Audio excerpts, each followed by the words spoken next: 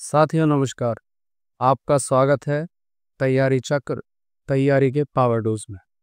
साथियों, आशा करता हूँ आप अच्छे होंगे और अपनी ज़िंदगी शान से जी रहे होंगे और तैयारी में भी बड़े अच्छी तरह से लगे हुए। तो इसी क्रम में साथियों, आपके सामने आज हम लेके आए हैं अपनी मैथ की सीरीज़ का पहला टॉपिक, नंबर सिस्टम, संख्या पद्धति।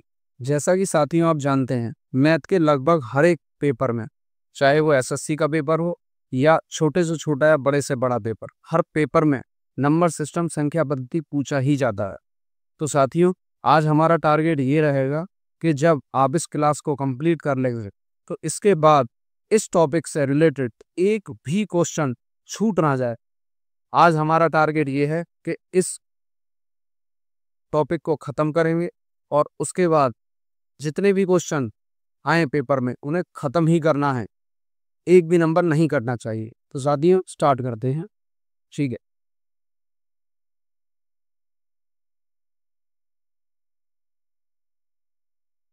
तो साथियों सबसे पहले नंबर सिस्टम को समझने के लिए हम समझेंगे नंबर सिस्टम के ग्राफ को। संख्याएं शुरू कहाँ से होती हैं, कितनी तरह की होती हैं, क्योंकि ये भी पेपर में लगातार पूछा जाता है और बहुत ही सरल क्वेश्चन होता है। लेकिन उस प्रश्न को साथियों, उस प्रश्न को हम छोड़ देते हैं। रीज़न और उसका कारण क्या होता है साथियों? कारण होता है यह कि हम एक बेस को नहीं जानते, तो उस बेस को जानना भी ज़रूरी है। आइए जानते हैं सबसे पहले। साथियों सबसे पहले आज हम इस संख्या ग्राफ को देख रहे हैं।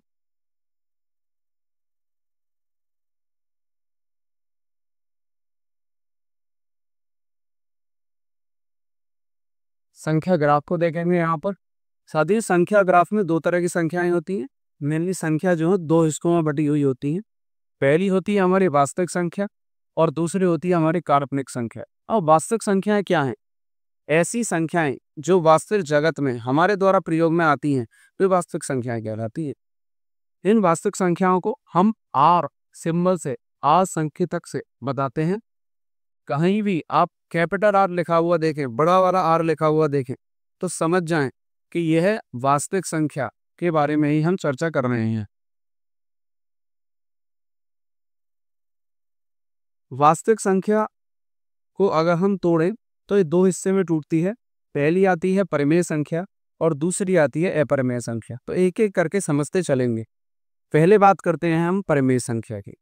साथियों परिमेय संख्या ऐसी संख्या जो p बटे q के रूप में लिखी जाए और जहां q कभी भी जीरो नहीं हो, यह परिमेय संख्या कहलाती है। क्या समझा साथियों हमने? जहां p बटे q के रूप में लिखी जाए और q कभी भी जीरो ना हो। तो अगर हम बात करें, कोशिश करें समझने की, तो 2/3 भी एक परिमेय संख्या है। क्योंकि देखिए नीचे वाला जो हिस्सा है जिसे हम हर कहते हैं, क्या कहते हैं?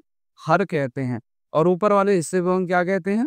अंश कहते हैं। क्या कहते हैं? अंश कहते हैं। इसे अगर इंग्लिश में आप समझने की बात करेंगे तो इसे न्यूमरेटर कहते हैं। क्या कहते हैं? न्यूमरेटर। और ये नीचे वाले हिस्से को हम अगर समझें तो हर को हम कहते हैं डेनोमिनेटर। क्या कहते हैं? डेनोमिनेटर। तो ऊपर वाला अंश, नीचे वाला हर। अंश और हर में हर कभी भी जीरो नहीं होना चाहिए। अगर हर कभी जीरो है तो वह संख्या फिर वास्तविक संख्या भी नहीं होगी और ना ही वह परिमेय संख्या हो। साथियों आगे चलते हैं। परिमेय संख्या दो हिस्सों में विभाजित है। पहली संख्या है हमारे पास पूर्णांक। कौन सी है हमारे पास? पूर्णांक।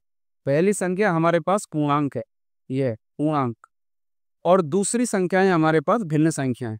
भिन्न संख्या, आप पूर्णांक और भिन्न संख्या को समझिए। पूर्णांक का मतलब होता है साथियों, जैसे काउंटिंग नंबर्स हमारे होते हैं, जैसे 1 2 3 4, ये हम गिन रहे हैं, ये पूर्णांक के अंदर आएंगे। हालांकि पूर्णांक की अगर बात करेंगे तो नीचे और पूर्णांक के हिस्से हैं, लेकिन पहले भिन्न को समझ लेते हैं। अभी यदि हमने कहा ऐसी कोई भी संख्या जो अंश बटे हर के रूप में लिखी जाती है, वह भिन्न कहलाती है। अंश कुछ भी हो सकता है, कोई भी संख्या अंश लिखी जा सकती है, हर कोई भी संख्या लिखी जा सकती है, लेकिन हर कभी भी जीरो नहीं होगा। हर जीरो नहीं होना चाहिए। ऐसी संख्याएं भिन्न कहलाती हैं। आगे चलते हैं साथियों। अभी हम बहुत बेस पर चल रहे हैं, लेकिन आने वाले समय में अभी जैसे ही आप आगे बढ़ाएंगे तो ऐसे क्वेश्चन डायरेक्ट मैं बताऊंगा जो सीधे एग्जाम में आए हैं, आपके एग्जाम में आए हैं, यूपी के जितने भी पेपर हैं उनमें आए हैं, और एसएससी के पेपर में और यूपीएससी के पेपर में गणित में नंबर सिस्टम में डायरेक्ट पूछे गए हैं। तो बने रहिए वीडियो में, देखते रहिए।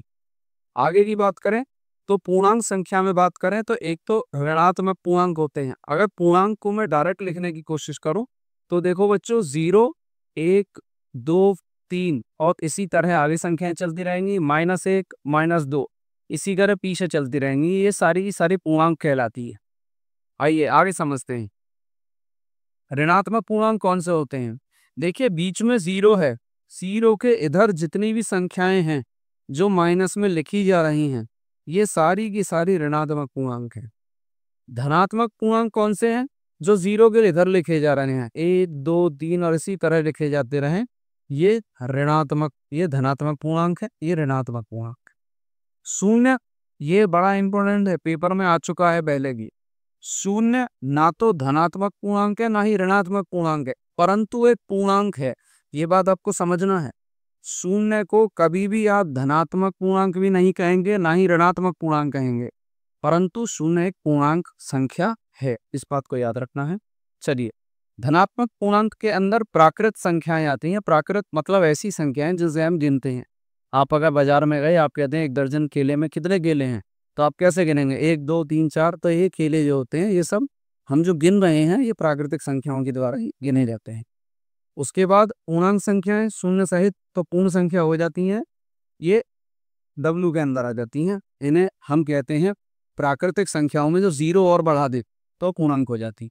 आगे चलते हैं, अभाज्य संख्याएं, ऐसी संख्याएं जिन्हें प्राइम नंबर भी हम बोलते हैं, ऐसी संख्याएं जिनका अगर आप भाग करो तो वो सिर्फ या तो 1 से, ऐसी संख्याएं जो या तो 1 या स्वयं से, या तो 1 से या स्वयं से ही जिनका भाग किया जा सकता है, वे हमारे पास अभाज्य संख्याएं होती हैं। इन्हें इंग्लिश में प्राइम नंबर्स कहते हैं। आगे यौगिक संख्याएं, अभाज्य को छोड़ के जो बची वो यौगिक कह सकते हैं आप। और उसके बाद सम संख्याएं, ऐसी संख्याएं जो 2 से विभाजित हो जाती हैं, सम संख्याएं कहलाती हैं। विषम तो 2 से विभाजित नहीं होती।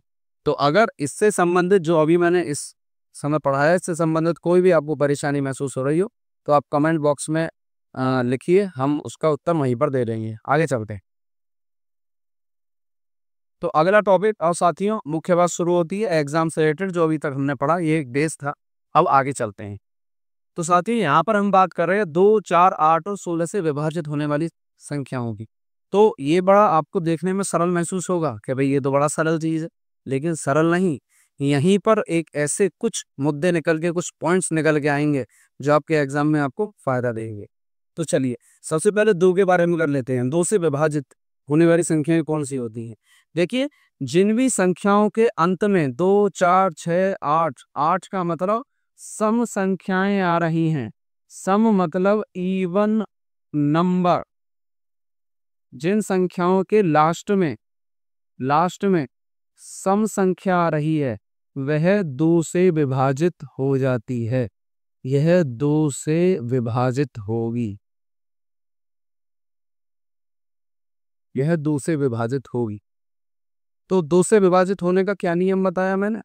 अगर मानो मेरे पास कोई संख्या है, उदाहरण के तौर पे मैं समझूं 2, 4, 5, 7, 9, बताइए क्या 2 से विभाजित होगी। तो मैं देखूंगा कि अंतिम जो इकाई का अंक है, इसको क्या बोलते हैं, इसको बोलते हैं इकाई का अंक। ये जो इकाई का अंक है इसे इंग्लिश में यूनिट डिजिट बोलते हैं। ये इसका हम अगली वीडियो में यूनिट डिजिट को बहुत गहराई से पढ़ाएंगे, तो आप समझते रहिए। यूनिट डिजिट कही आती है। अगर यह 9 है, 9 हम जानते हैं कि 9 कैसी संख्या है, विषम संख्या है। 9 विषम संख्या है, तो ये 2 से विभाजित होगी नहीं होगी। बात आप समझ गए होंगे। अब अगले पॉइंट पर चलते हैं।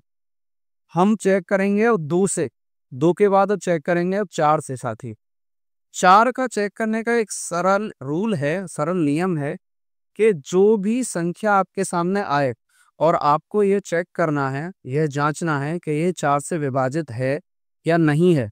तो इसको जांचने के लिए आप क्या करेंगे, जैसे उदाहरण के तौर पे उदाहरण के तौर पे मैं कोई संख्या ले लेता हूं। ये मैंने संख्या ले ली उदाहरण के तौर पे। अब मैं ये जांचने की कोशिश कर रहा हूं,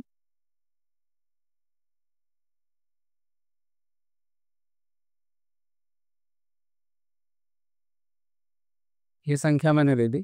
अब मैं जांचने की कोशिश कर रहा हूं कि बताइए संख्या 4 से विभाजित है या नहीं है। तो मुख्य मुद्दे की बात को समझेंगे हम। सबसे पहले हम ये देखेंगे कि इसके अंतिम 2 अंक 4 से विभाजित है या नहीं। मैं 4 के 2 रूल बताऊंगा। एक रूल जो साधारण रूल है जिसे मैं अब बता रहा हूँ, और उसके जस्ट बाद एक ऐसा रूल बताऊंगा जो बहुत ही ज्यादा इंपॉर्टेंट है और शॉर्ट, 1 सेकंड के अंदर आपको उत्तर मिल जाएगा। तो हम बात करेंगे 4 की। 4 से कौन सी संख्या विभाजित होती है? जिनके लास्ट के 2 अंक 4 से विभाजित हो जाएं, वह पूरी संख्या 4 से विभाजित हो जाएगी। तो जरा चेक करिए, अगर हम 64 को 4 से भाग करें तो 4 से एक बार 2 बचा, ये पूरा पूरा 4 से विभाजित हो गया। तो आप कहेंगे भी ये भी संख्या कैसी है? 4 से विभाजित है। ये समझ गए आप, 4 से विभाजित है। परंतु अगर मैं इसका और शॉर्ट तरीका निकालने का प्रयास करूं तो क्या कर सकता हूं? देखिए क्या कर सकता हूं। अगर संख्या के लास्ट के 2 अंक, अंतिम 2 अंक में मैं 2 का भाग करूं, मैं 4 का नहीं कर रहा, मैं तो 2 का कर देता हूं भाग। अगर मैं 2 का भाग करूं, 2 का भाग करने के बाद जो संख्या आए और वह संख्या कैसी हो? सम। संख्या कैसी हो? सम। तो यह भी जो होगा नंबर, ये किससे विभाजित होगा? 4 से विभाजित होगा। यह 4 से विभाजित होगा। आप बात समझ गए होंगे। हम लास्ट के 2 अंक में 4 से भाग ना करके सिर्फ लास्ट के 2 अंक में 2 से भाग कर दें। साधारण रहता है अभी 4 से भाग करने के स्थान में 2 से भाग अगर हम कर दें मेरे साथियों, अगर हम किसी भी संख्या में, मैंने आपको संख्या 98 दे दी और मैं इसमें एक तो 4 से भाग करूं और एक 98 में 2 से भाग करूं, तो साधारण तो आपको 2 से भाग करना ज्यादा अच्छा रहेगा। तो आप सिर्फ ये देख लें कि 2 से भाग करने के बाद जो संख्या बची, अगर वो सम संख्या है तो इसका मतलब जो हमारे पास पूर्ण रूप संख्या दी हुई है वह भी 4 से विभाजित होगी। आगे चलते हैं। अब बात करते हैं 8 की। देखिए 8 का एक बड़ा साधारण सा नियम है कि अंतिम 3 अंक हम देखते हैं। कौन से 3 अंक देखते हैं हम देखते हैं अंतिम 3 अंक। हम अंतिम 3 अंक देखते हैं, अंतिम 3 अंक विभाजित हैं क्या नहीं है। जैसे मैं कोई संख्या ले लेता हूं,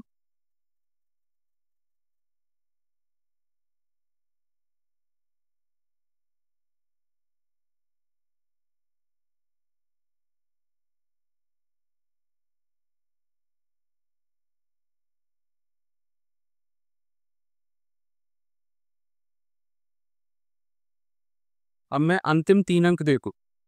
अब मैं अगर यहाँ अंतिम 3 अंक ये मेरे सामने हैं, अब इन अंतिम 3 अंक को अगर मैं देख रहा हूं तो अंतिम 3 अंक को मुझे भाग करके देखना होगा कि अंतिम 3 अंक में अगर मैं 8 का भाग करूं तो भाग करने पर ये पूर्ण रूप से कट जाता है, विभाजित हो जाता है, डिवाइड हो जाता है। यह विभाजित हो गया। इसलिए इसलिए इसलिए साथियों, इसलिए यह 8 से भी विभाजित होगा। 8 से विभाजित होगा। यह हुआ सरल नियम, पहला नियम जो मैंने बताया। दूसरे की बात करें, शॉर्ट ट्रिक की बात करें, हम बात यहाँ पर शॉर्टकट की कर रहे हैं। शॉर्टकट की बात करें तो अगर मेरे सामने यही संख्या में दोबारा लिख लूं, यही संख्या में यहाँ दोबारा लिख लूं और मुझे 8 से ही चेक करना है, तो मैं 8 से चेक क्यों करूं? मैं क्यों ना 4 से चेक कर लूं? 8 से चेक करना कठिन था, क्यों ना मैं 4 से चेक कर लूं। ये लास्ट की मेरे पास 3 अंक हैं, इनमें मैं 4 से भाग कर देता हूँ। 4 से भाग करा 4 बार। बेटा क्या संख्या है? 4 एक सम संख्या है।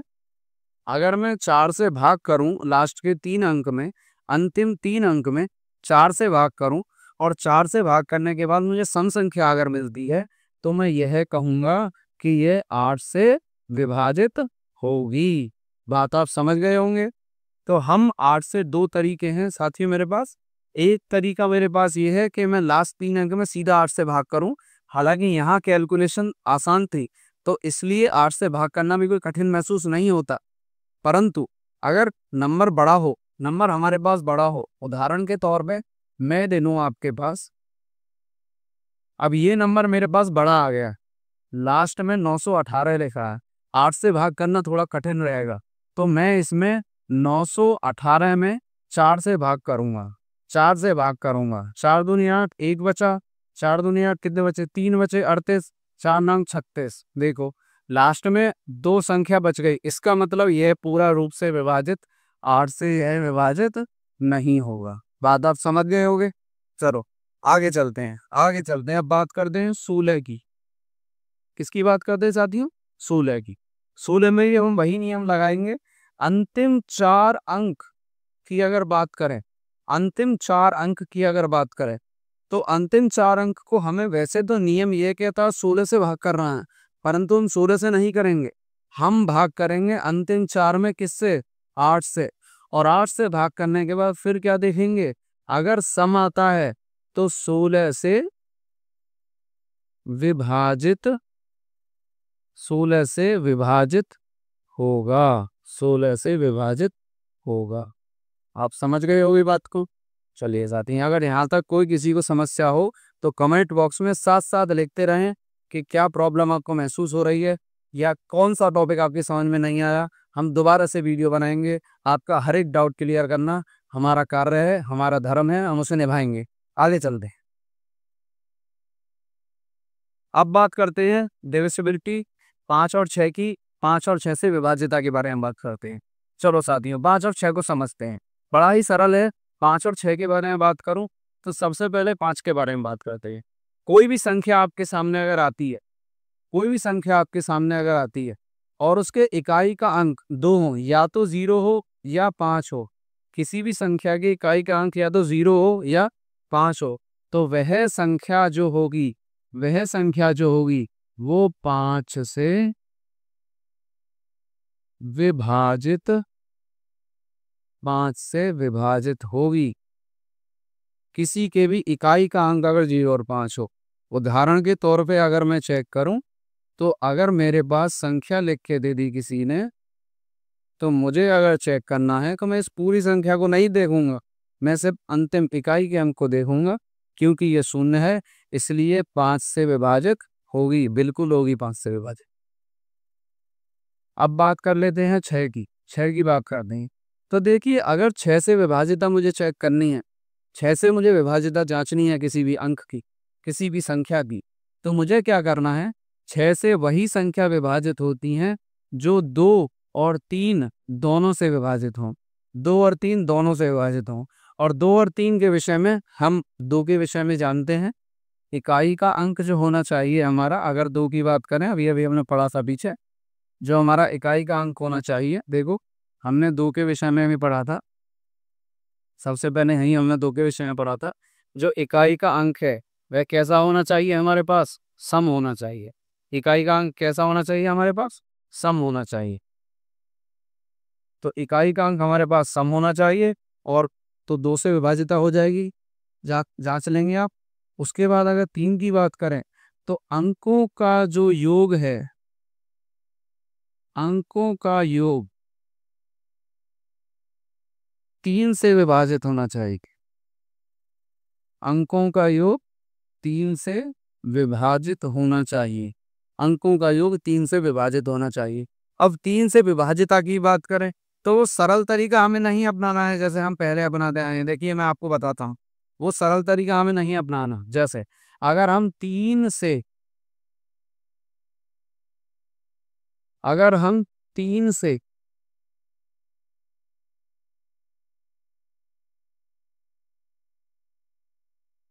अगर हम 3 से विभाजिता,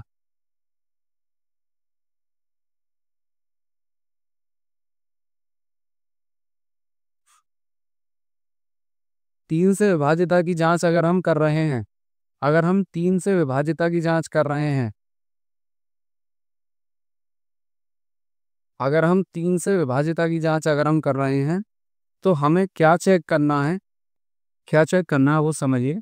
जैसे कोई भी संख्या हमारे पास आई, ये है हमारे पास कोई भी संख्या, और हमसे कहता है 3 से विभाजिता की जांच करिए, तो एक तो तरीका ये होता है मैं सबको जोड़ दूं, सबको जोड़ दो। 3 6 2 3 1 4, मैं सबको जोड़ दूं तो 3 से विभाजिता की जांच हो जाएगी। उदाहरण के तौर पे 6 और 3 9, 9 और 2 11, 11 और 3 14, 14 और 4 18 और 1 19, ये 19 आ गया। 19 से अगर मैं 3 से विभाजित करूंगा तो ये पूर्ण रूप से विभाजित नहीं होगा, इसलिए यह संख्या भी 3 से विभाजित नहीं है। यह संख्या भी 3 से विभाजित नहीं है। परंतु अगर मैं, क्योंकि हम यहाँ क्या काम कर रहे हैं, हमें हर चीज का शॉर्टकट चाहिए। हमें एग्जाम में अगर एग्जाम को उधेड़ना है, अगर एग्जाम में पास होना है, अगर समय रहते सारे प्रश्न करने हैं, तो हमें हर चीज का शॉर्टकट चाहिए। तो शॉर्टकट के लिए हमें क्या करना है, यही संख्या हम दोबारा उतारेंगे। 3 6 2 3 1 4 ये संख्या हमारे पास है, और हम किससे विभाजिता चेक कर रहे हैं, हम तीन से इसकी विभाजिता अगर चेक कर रहे हैं, तो साथियों क्या करेंगे, हम 3 से विभाजिता चेक करने के लिए हमें क्या करना है, जो भी संख्या 3 से पूरी पूरी करती है उन्हें हटा दीजिए। 3 से इसको हटा दो, 3 से इसको हटाओ, 3 से इसको हटाओ। देखो 4 और 2 6, ये भी मिलके क्या बनते हैं, 6 बन जाते हैं। इनको भी हटाओ, क्या बचा, एक। एक क्या बचा, शेष बच गया एक। एक हमारे पास शेषा है, इसका मतलब 3 से विभाजित 3 से विभाजित नहीं होगा। यह 3 से विभाजित नहीं होगा। आप बात समझ गए होंगे। हमें यह तरीका करेक्ट है, बट अपनाना नहीं है। यह तरीका भी करेक्ट है और यही हमें अपनाना है पेपर में। यह तरीका हमारे पेपर में हमें पास कराएगा साथियों। तो बात समझ जाइए, हर चीज का शॉर्टकट है मैथ में, और हमें वही अपनाना है अगर हमें पेपर उधेड़ना है, अगर हमें नौकरी लेनी है, अगर हमें तैयारी करनी है। चलिए आगे चलते हैं नेक्स्ट टॉपिक पे। अगला है साथियों, अब ये बड़ा इम्पोर्टेंट है और थोड़ा सा दिमाग का प्रयोग आपको करना पड़ेगा। अब तक जो हम खेल खेल रहे थे वो बच्चों वाले थे, अब थोड़े से बड़े वाले खेल खेलते हैं। चलिए आ जाइए, अब चेक करते हैं हम विभाजकता। किससे विभाज्यता चेक कर रहे हैं, हम विभाज्यता चेक कर रहे हैं अपनी। किससे चेक कर रहे हैं हम अपनी विभाज्यता, हम चेक कर रहे हैं 7 से। किससे चेक कर रहे हैं, 7 से। अच्छा चेक करते हैं, हम 7 से विभाज्यता चेक करते हैं। देखिए 7 से विभाज्यता चेक करने का बड़ा सिंपल नियम है। दो है नियम 7 के विभाज्यता, जैसे मैंने 3 के बताए, ऐसे ही 7 से विभाज्यता चेक करने के भी 2 नियम हैं। एक नियम यहाँ हम अभी डिस्कस करेंगे, चर्चा करेंगे उसकी, और बड़ी तसल्ली से। साथियों आप अगर इस चैनल पर नए हैं तो साथियों सब्सक्राइब कीजिए, फॉलो कीजिए। कंप्लीट मैथ और साथ साथ में हिंदी, इंग्लिश, जीएस सबका सॉल्यूशन यहाँ आपको मिलेगा। पूरा कोर्स कराएंगे और वो भी बिल्कुल मुफ्त, बिल्कुल फ्री में। हमारा दायित्व और हमारा ध्येय ये है साथियों कि हमारा कोई भी साथी जिसको कोई समस्या है, कोई परेशानी है, वो बिल्कुल किसी भी परिस्थिति में पीछे ना रहे, नौकरी की दौड़ में पीछे ना रहे। नौकरी उसे अवश्य मिलनी चाहिए, यही हमारा संकल्प है, यही हमारी इच्छा है, और इसी लक्ष्य के साथ हम आगे बढ़ रहे हैं। चलिए साथी चलते हैं। हमारा कार्य है, आप बात करते हैं 7 से विभाजिता की। तो साथियों 7 से विभाजिता के लिए ये जितना भी लिख रहा है इस पर हमें जाना ही नहीं है, लिखने दो इसे जो लिख रहा। हम बात करते हैं सिर्फ इसकी, नेगेटिव ऑक्सकुलेटा, ऋणात्मक आवर्त 2। क्या मतलब है इसका, अगर कोई भी संख्या हमारे पास है, उदाहरण के तौर पे एक संख्या हमारे पास दी हुई है 203। एक छोटी संख्या है परंतु आगे भी करेंगे। एक संख्या उदाहरण के तौर पे हमारे पास दी हुई है 203, और हमसे कह रहा है कि इस संख्या का चेक करिए कि ये जो संख्या है, ये जो 203 अंक है, इसे बताइए 7 से विभाजित है या नहीं है। तो तरीका ये कहता है कि जो इकाई का अंक है, कौन सा अंक है साथियों, जो इकाई का अंक है, कौन सा अंक है, इकाई का अंक। जो इकाई का अंक है उस अंक में 2 की गुणा कीजिए, इकाई के अंक में 2 की गुणा कीजिए, और बाकी जो संख्या बची उसमें से उसे घटा दीजिए। तो क्या समझा हमने, इकाई के अंक में, ये इकाई का अंक है, इकाई के अंक में 2 की गुणा कीजिए, और जो बाकी की संख्या बची है उस संख्या में से गुणा करने के बाद जो संख्या आई उसे घटा दीजिए। घटाने के बाद जो संख्या हमें मिली, कितनी मिली साथियों, 14 मिली। हम जानते हैं कि 14 को अगर हम भाग करेंगे 7 से तो बिल्कुल उत्तर क्या आएगा, 2 आएगा। इसका मतलब ये 7 से विभाजित हो गया। तो इसका मतलब साथियों 203 भी किससे था, 7 से विभाजित था, 7 से विभाजित था। तो बात आप समझ गए होगे कि अगर कोई भी संख्या हमें 7 से विभाजकता उसकी चेक करनी है, किसी भी संख्या की 7 से विभाजकता अगर हमें चेक करनी है, तो चेक करने के लिए हम इकाई के अंक में 2 की गुणा करेंगे और फिर इसमें हमें से घटा देंगे, फिर उसमें 7 का भाग करेंगे। चलिए अब यहाँ आते हैं, अब इस संख्या को चेक करते हैं। थोड़ा सा बड़ा एग्जाम्पल है, इससे समझेंगे तो ज़्यादा समझ में आएगी वह। तो अगर यहाँ देखें तो यहाँ इकाई का अंक कितना है, हमारा 2 है। तो 3, 9, 7 बाकी की संख्या बची, इसमें से 2 की गुणा करके 6 में 2 की गुणा करके घटा दीजिए।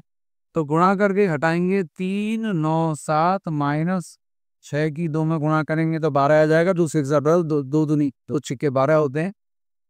7 में से 2 जाएगा, बचेगा कितना, 5 बचेगा साथियों। 9 में से 1 जाएगा, बचेगा कितना, 8 बचेगा साथियों, 3 बचेगा फिर। ठीक है, इसी प्रक्रम को हम दोबारा रिपीट करेंगे। ऐसा नहीं है कि हम सीधा से भाग का भाग कर दें, फिर रिपीट करेंगे प्रक्रम को। अब इकाई का अंक हमारे पास 5 आ गया। अब हम लिखेंगे 38 माइनस 2 में 5 की गुणा कर देंगे हम।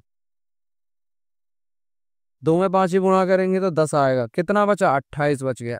अब आप जानते हो कि 7 से अगर भाग करोगे 28 में तो 4 बार जाएगा। इसका मतलब किस क्या हो गया, विभाजित हो गया। तो ये संख्या भी 7 से कैसी है, विभाजित है। तो आप समझ गए होगे 7 से विभाजितता अगर हमें चेक करनी है तो हमें ऋणात्मक आवर्त 2 का प्रयोग करना है। याद रखने का तरीका है, ऋणात्मक मतलब नेगेटिव और आवर्त मतलब 2 की गुणा। संख्या में 2 की गुणा करके घटा देना है, यही हमारा ऋणात्मक आवर्त है। आगे चलते हैं साथियों, अगला टॉपिक है 10, बड़ा ही सिंपल और सरल है। अंतिम इकाई का अंक, इकाई का अंक, इकाई का अंक अगर शून्य हो, इकाई का अंक अगर शून्य हो, अगर इकाई का अंक 0 हो, तो संख्या जो होगी वो किससे, 10 से विभाजित हो जाएगी। बस इतने सी सरल सी बात है, तो इसमें हमें सोचना समझना कुछ नहीं है। साथियों 11 की चर्चा कर लेते हैं। 11 का मतलब क्या है, ऐसी संख्याएं, कोई भी संख्या साथियों उठा लीजिए। जैसे हमारे पास संख्या 121 उदाहरण के तौर पे लिखी हुई है, तो कोई भी संख्या अगर उसके सम और विषम अंकों के सम और विषम स्थानों पर जो अंक हैं उनके योग करके घटाने पर अगर जो संख्या है, जैसे इसका सम स्थान, इसका ये और ये विषम स्थान है, इन दोनों को जोड़ दीजिए और सम स्थान वाले को घटा दीजिए तो उत्तर आया 0। 0 में 11 से भाग करेंगे तो यह 121 11 से विभाजक होती है।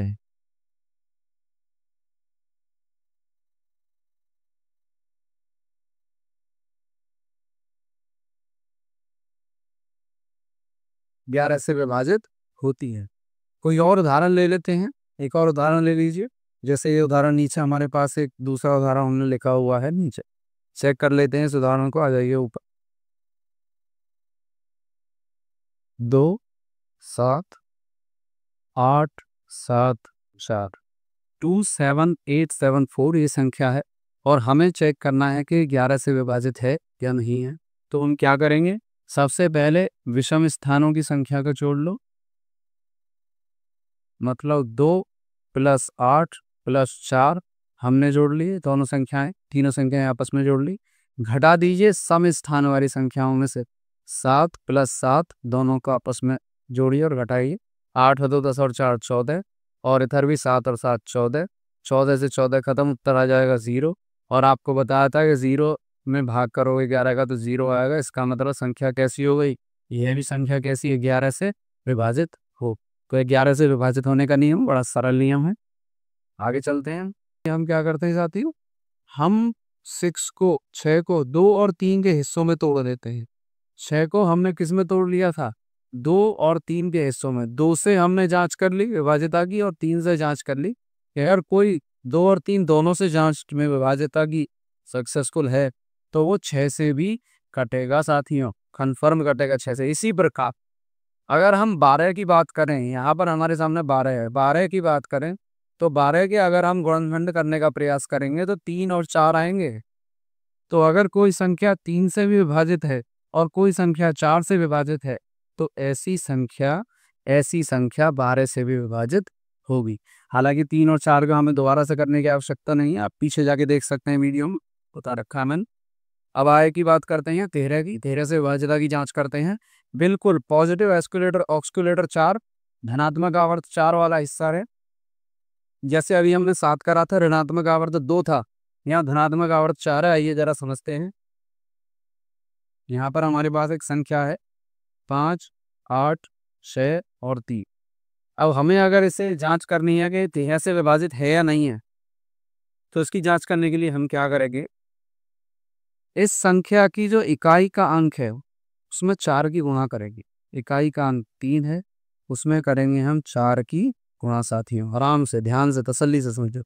इकाई के अंक में जो इकाई का अंक है उसमें 4 भी गुणा करेंगे। 7 वाले केस में हमने उसे माइनस करा था, घटाया था। 13 वाले केस में हम उसे जोड़ेंगे, उसे जोड़ देंगे। किसमें? बची हुई संख्या में जोड़ देंगे। 5, 8, 6 बची हुई संख्या में जोड़ देंगे। तो 5, 8, 6 और जोड़ देंगे 4 3 12 को। इसमें हम जोड़ देंगे 6 और 2 आ गए हमारे पास 8, 8 और 1 आ गए हमारे पास 9 और ये आ गए हमारे पास 5। नई संख्या हमें मिल गई, छोटी हो। अब इसको दोबारा लगाएंगे इसी नियम को। 5, 9, 8 ये संख्या हमारे पास आई। दोबारा से यही कार्य करेंगे, 59 में जोड़ देंगे, 4 की गुणा करेंगे और फिर जोड़ देंगे इस इकाई के अंक में। इकाई का अंक हमारे पास 8 था, हमने 4 की गुणा करी और बाकी की संख्या में जो बाकी की संख्या उसमें जोड़ दिया। जोड़िए 59, 8 4 832 होता है, इसे जोड़ दीजिए साथियों। 9 और 2 11 हो गया, 8 5 और 3 8 और 1 9 हो गया। ठीक है। अगर हम 91 को 13 से भाग करने का प्रयास करें, किससे भाग करने का प्रयास करें? 91 को किससे भाग करने का प्रयास करें?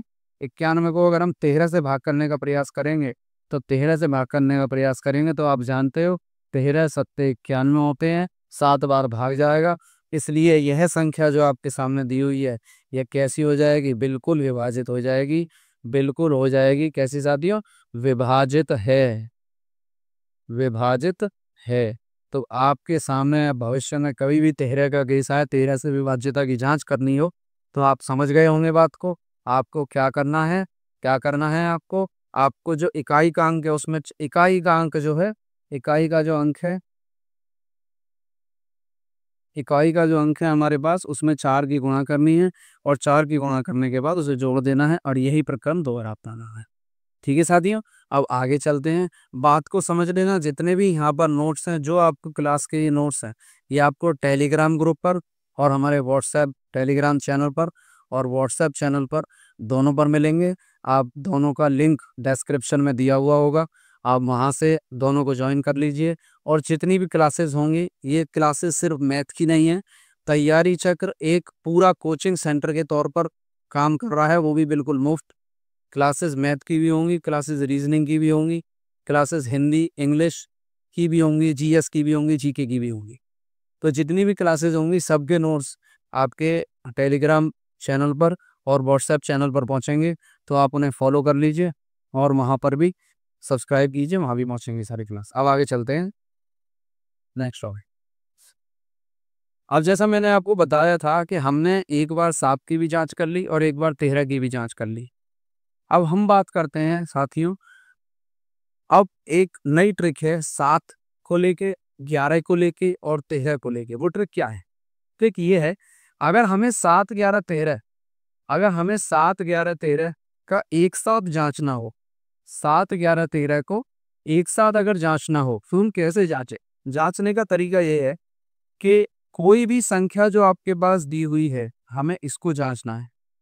कोई भी संख्या जो आपके सामने दी हुई है, जैसे मेरे सामने संख्या दी हुई है 2 3 2 0 4 5, कोई भी संख्या मेरे सामने दी हुई है, मैं उस संख्या के 3 3 के जोड़े बना लूंगा। इधर से 3 का एक जोड़ा बनाइए, ये एक जोड़ा बन गया। इधर से 3 का जोड़ा बनाइए, एक जोड़ा बन गया। यहाँ कोई संख्या नहीं है तो 2 0 अपनी तरफ से लिख लीजिए, एक जोड़ा ये बन। बात समझ में आई आपके? यहाँ तक आप बात समझे होंगे। क्या किया हमने? जो भी संख्या हमें दे दी हम पीछे से इकाई की तरफ से 3 3 के जोड़े बनाने के बाद जो भी जोड़े विषम स्थान के होंगे, जैसे ये और ये, इनको आपस में हम जोड़ देंगे और दूसरे संख्या वाले को घटा देंगे। बिल्कुल 11 वाला नियम अप्लाई करेंगे हम।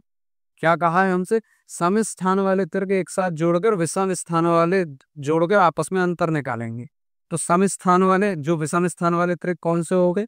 हमारी एक संख्या होगी 002 और यहाँ हो गई हमारे पास 045 045 जोड़ेंगे 5, जोड़ेंगे 5 और 2 7 0 4 ये 0। देखिए साथियों 47 आ गया नंबर। बीच वाली संख्या हमारी ये है, इसमें से इसे घटा देंगे। 320 में से 47 को घटा दीजिए। 10 में से यहाँ से 1 बचेगा, ये हो जाएगा 10। 10 में से 7 जाएगा, 3 बचेगा। यहाँ से 2, ये हो जाएगा 11। 11 में 4 हो जाएगा, 7 बचेगा और यहाँ बचेगा 2। ये आया 273। अब इस 273 वाली संख्या का हम जांच करेंगे। इस संख्या की हम जांच करेंगे कि अगर ये 7 से विभाजित होता है, ये 11 से विभाजित होता है, ये अगर 13 से विभाजित होता है, तो ये संख्या भी 7, 11 और 13 से विभाजित होगी। जैसे हम अगर 273 की बात करें, तो अगर हम इसमें 7 का चेक करेंगे, 7 को किसको चेक करेंगे? 7 को चेक करेंगे। तो सीधा 7 से, संख्या छोटी है तो सीधा 7 से ही भाग कर सकते हैं। तो 7 से भाग करके देख लीजिए। 7 दिया 21 और कितना बचा? 6 बचा और 7 दिन 63। देखिए 39 ये पूरा भाग हुआ है। इसका मतलब ये जो पूरी संख्या थी ये 7 से विभाजित होती है। आइए 273 ये एक पहला केस बन गया। दूसरे केस के बारे में बात करते हैं। 273 में 11 का भाग करके देखिए। 11 का भाग करेंगे तो 11 दूनी 22 बचेगा 5। 53 में पूरा भाग नहीं जाएगा, इसलिए यह संख्या 11 से विभाजित नहीं होगी। इसी तरह आप 13 को भी खुद चेक करके देखिए। 13 से अगर इसे भाग करिए, अगर ये जाता है तो पूरी संख्या विभाजित होगी, अन्यथा संख्या विभाजित नहीं हो। तो आप समझ रहे होंगे। अगर कोई भी परेशानी आ रही है तो आप कमेंट बॉक्स में लिख दीजिए, उसका उत्तर आपको मिलेगा, परेशानी का सॉल्यूशन भी करेंगे। आगे बात करते हैं डिविजिबिलिटी 17 की। 17 की डिविजिबिलिटी की बात करते हैं। अब 17 की डिविजिबिलिटी की बात करते हैं तो बिल्कुल वही वाला रूल, 17 की विभाज्यता की हम बात कर रहे हैं। तो ऋणात्मक आवट 5 लाएगा। जैसे 7 के समय पे याद कीजिए, जब हम 7 का चेक कर रहे थे तो हमारा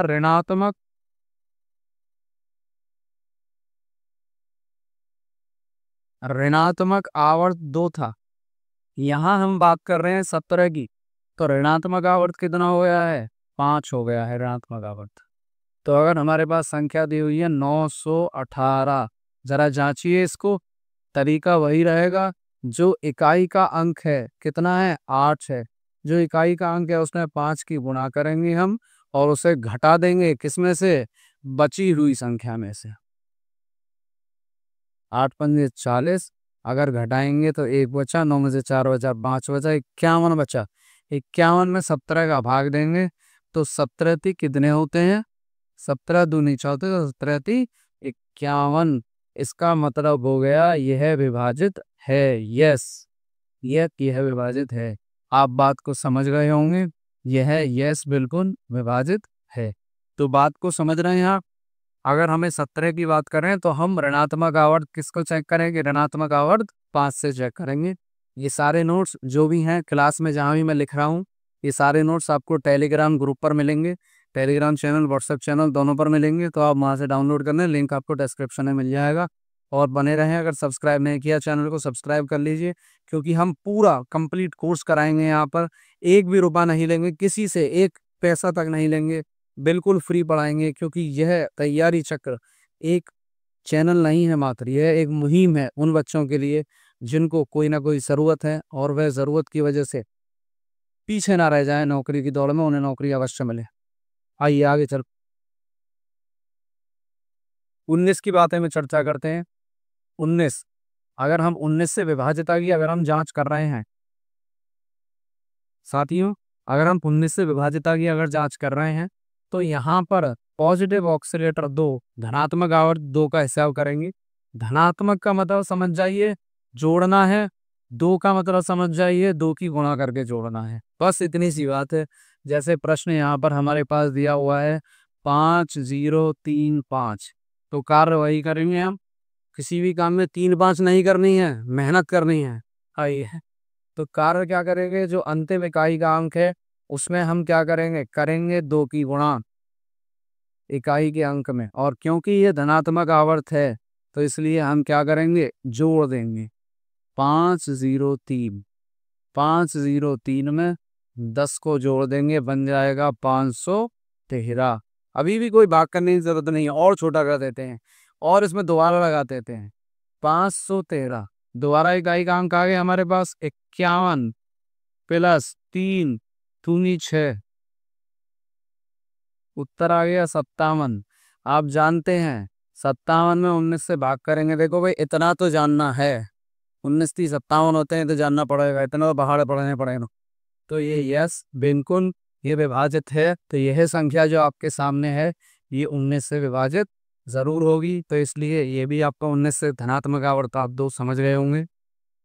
अब अंतिम और लास्ट बात जो एग्जाम में आने वाली बड़ी ही इंपॉर्टेंट बात है, बहुत ही इंपॉर्टेंट और बहुत ही जरूरी है, जिसको समझना आपके लिए बहुत जरूरी है, उसको भी समझिए। देखिए 7 11 13 और 37, 7 11 13 और 37 ये संख्याओं से आप डायरेक्ट बिना चेक करे पता लगा सकते हैं। अगर कोई भी संख्या लगातार 6 अंक रिपीट हो रही है, जैसे यहाँ 1 है 6 बार है, 1 6 बार है, 2 2 4 2 6, इसी प्रकार यहाँ 2 भी 6 बार है, यहाँ 6 भी 6 बार है। कोई भी संख्या 6 बार आ जाती है, 1 2 3 4 5 6, अगर मुझसे पूछे किससे विभाजित है तो आप सीधा सीधा बता दीजिए 7 11 और 13। ये संख्या सीधी सीधी 7 11 और 13 से विभाजित होगी। तो कोई भी संख्या मेरे सामने अगर लिखे 1 2 3 4 5 6, 6 बार आना चाहिए अंक, तो ये भी 7 11 और 13 से विभाजित हो जाएगी। बड़ा ही शॉर्ट ट्रिक है, इसको ध्यान रखना है, इसको याद रखना है मेरे प्यारे साथियों, इसको याद रखना है। पेपर में अगर नंबर लेना है जी तोड़ मेहनत करनी है। वीडियो को 2 बार 3 बार 4 बार देखने की भी जरूरत पड़े तो देखिए, मेहनत कीजिए। मेहनत के सामने ताकत घुटने टेकती है, ये बात याद रखना। जिन लोगों के पास ताकत है उनको पीछे छोड़ देती है आपकी मेहनत। आइए आगे चलते हैं। 101 से विभाजित है, ये बड़ा इंपॉर्टेंट है, कई पेपर में बहुत बार आ चुका है, बहुत ही इंपॉर्टेंट है। क्या है, 101 से विभाजित अगर हमें जांच करनी है तो कैसे करेंगे, कोई भी संख्या अगर इस रूप में हो, रिपीट हो रही हो, सेम रूप में रिपीट हो रही, यहाँ देखो एक अंक 6 बार लगातार था, यहाँ पर कोई भी संख्या अगर रिपीट हो रही है, जैसे 25 25 23 23 32 32, इस प्रकार अगर कोई भी संख्या आपके पास आ रही है, 37 37, कोई भी संख्या आपके पास आ रही है, तो ये सभी संख्याएं कैसी होती हैं, सारी की सारी संख्याएं किससे, सारी की सारी संख्या 1 से 101 से विभाजित होंगी। साथियों बहुत बहुत धन्यवाद यहाँ तक मेरे साथ बने रहने का। साथियों मेरी इच्छा है कि मैं इसी प्रकार मेहनत करता रहूं और मेरी मेहनत करने का श्रेय आपको जाएगा।